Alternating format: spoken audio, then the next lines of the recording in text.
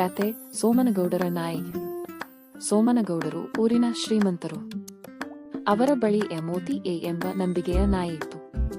ಅದು ಬಹಳ ಜಾಣ. ಒಂದು ದಿನ ಮನೆ ಮಂದಿ ಮದುವೆಗೆ ಹೋಗಿ ಮೋತಿಯನ್ನು ಮನೆ ಕಾಯಲು ಬಿಟ್ಟರು.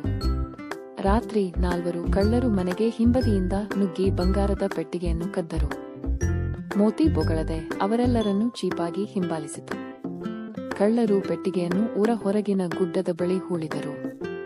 ಮರುದಿನ ಸೋಮನಗೌಡರು ಮನೆಗೆ ಬಂದು ಗೋಡೆ ಒಡೆದಿದ್ದನ್ನು ನೋಡಿ ಗಾಬರಿಯಾದರು. ಮೋತಿ ದೋತರ ಎಳೆಯುತ್ತ ಅವರನ್ನು ಹೊರಗೆ ಕರೆದಿತು. ಅವರು ಪೆಟ್ಟಿಗೆ ಹೂಳಿದ ಸ್ಥಳಕ್ಕೆ ಹೋಗಿ ಆಳುಗಳ ಸಹಾಯದಿಂದ ಅದು ತೆಗೆಯಲಾಯಿತು. ಪೆಟ್ಟಿಗೆ ನೋಡಿ ಗೌಡರು ಸಂತೋಷದಿಂದ ಮೋತಿಯನ್ನು ಮೆಚ್ಚಿದರು. ಮೋತಿಯ ಜಾಣತನದಿಂದ ಬಂಗಾರ ಮರಳಿ ಸಿಕ್ಕಿತು. ಊರಿನವರು ಮೋತಿಯ ಶೂರತನಕ್ಕೆ ಶ್ಲಾಘಿಸಿದರು.